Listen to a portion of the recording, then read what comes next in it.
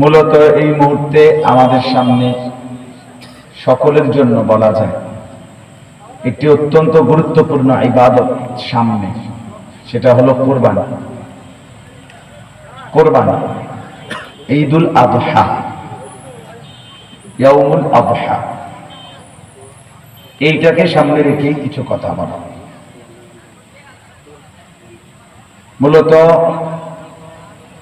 স্বাভাবিকভাবে একটা কথা প্রথমেই মনে রাখতে হবে, কোরবানি আদায় করা ওয়াজিব। যার উপরে কোরবানি ওয়াজিব হয়, শরীয়ত নির্ধারিত সম্পদের মালিক হয়, তার জন্য কোরবানি আদায় করা ওয়াজিব। যাকাত আদায় করা ফরজ, হজ আদায় করা ফরজ। এই ফরজ ওয়াজিব নিয়ে খামখেয়ালি করতে নাই। শরীয়তের যেই বিধানগুলো ফরজ, ওয়াজিব, সুন্নতে মুআক্কাদা, এই তিনটা, এগুলো অবহেলা করতে নেই। এবং এগুলো করলে ভালো, না করলে অসুবিধা এমন না, অসুবিধা নাই এমন না, বরং করতেই হবে। মুসলমান মাত্রই মুমিন পরিচয় দিলেই ফরজ, ওয়াজিব, সুন্নতে মুআক্কাদা। সুন্নতে মুআক্কাদা যেমন ফজরের নামাজের ফরজের আগে 2 রাকাত সুন্নত, জোহরের নামাজের আগে 4 রাকাত সুন্নত, জোহরের পরে 2 রাকাত সুন্নত, মাগরিবের নামাজের পরে 2 রাকাত সুন্নত, এশার নামাজের পরে 2 রাকাত সুন্নত। এই যেগুলো সুন্নতে মুআক্কাদা। এরকম আরো আছে। রমজানের শেষ দশকের ইতিকাফ, সুন্নতে মুআক্কাদা কিফায়া, মানে পালন করতে হবে, বাকি কিছু পালন করলে অন্যরাও হুকুম থেকে মুক্তি পাবে। তো ফরজ, ওয়াজিব, সুন্নতে মুআক্কাদা, বলেন তো এই তিনটা শব্দ কোনছে?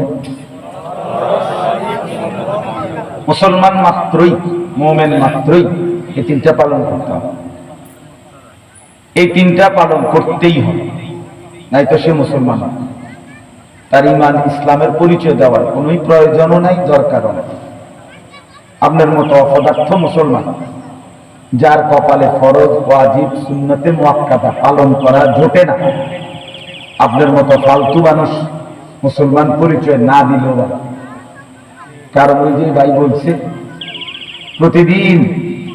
প্রতিদিন নতুন করে মানুষ মুসলমান হয়। তা আমাদের মতো 2-4 জন ফালতু লোক বাদ করলে সমস্যা, আপনার কোন লোকের কোনো অভাব করছে না যে আপনারা আতফাও ধরে একবার মুসলমান বানাইয়ে রাখতে কথা বলছেন না। এই জন্য আকামরা বেড়াতে না থাকলেই ভালো। এই জন্য ফরজ, ওয়াজিব, সুন্নতে মুআক্কাদা, এই 3 আমল যার গায়ে সহে না, পালন করতে চায় না, এটা মুসলমান পরিচয় দেয় কিভাবে? যেমন মনে করেন নামাজ ফরজ, নামাজ কি রাসূলুল্লাহ সাল্লাল্লাহু আলাইহি ওয়াসাল্লাম স্পষ্ট বলছেন, ফারকু মা বাইনানা ওয়া বাইনাল কুফরি আস-সালাত, আমাদের মাঝে আর কাফেরের মাঝে পার্থক্য নামাজ। তাহলে সহজ হিসাব যে লোকটা কি মুসলমান না বেঈমান বুঝার উপায় হলো সেজদা, নামাজ। সেজদা দিতে দেরি করছে, ইবলিস নেককারী ছিল, কিন্তু এক সেজদা দিতে দেরি করছে, করে নাই, সাথে সাথে কিয়ামত পর্যন্তের জন্য মকদুব, রাজিম, শয়তান, বেঈমান হয়ে গেল। তাইলে স্পষ্ট এটা রাসূলুল্লাহ সাল্লাল্লাহু আলাইহি ওয়াসাল্লাম বলছেন, মান তারাকা সালাতাম মুতাআম্মিদান ফাকাদ কাফারা, যে ব্যক্তি ইচ্ছে করে নামাজ ছেড়ে দিল সে কুফরি করল, সে যেন কাফির হয়ে গেল, বেঈমান হয়ে গেল। নাউযুবিল্লাহ।